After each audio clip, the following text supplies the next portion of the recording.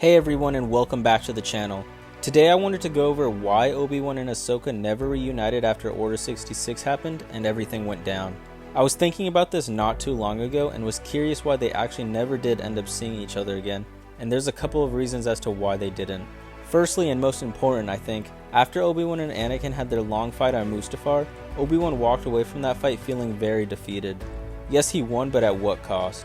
He lost his brother. Not only that, but he was the one who had to leave him for dead. Which the reason he left him to burn was because he didn't have the heart to kill him.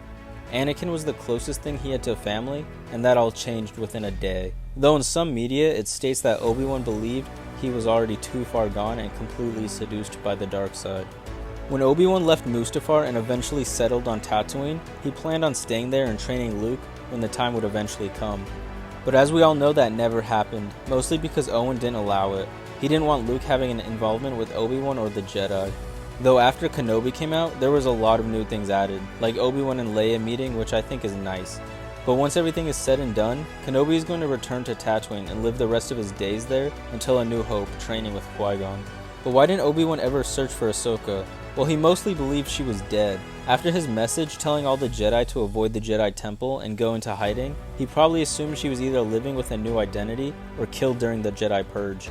Now if Obi-Wan did end up joining the Rebels or wandering the galaxy after the events of Kenobi, he would probably have ran into Ahsoka at some point and realized she has been helping out the Rebels this whole time.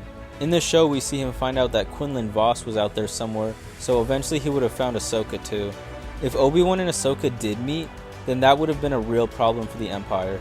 Not only were they the two strongest Jedi, but they also had the highest chance of bringing Anakin back.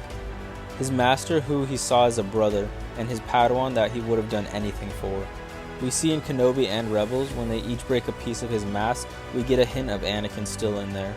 Other than Luke or Leia, these two were the galaxy's best bet. Especially as time went on, considering Darth Vader grew to despise the Emperor and eventually see through his lies. Now I think this would have been a really cool what if scenario, seeing these two confront Anakin. It just would have been overwhelming.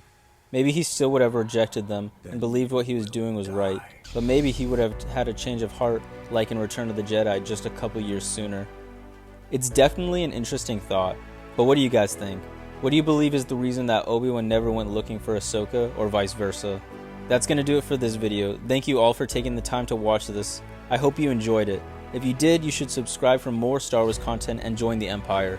Now as always my friends, may the Force be with you.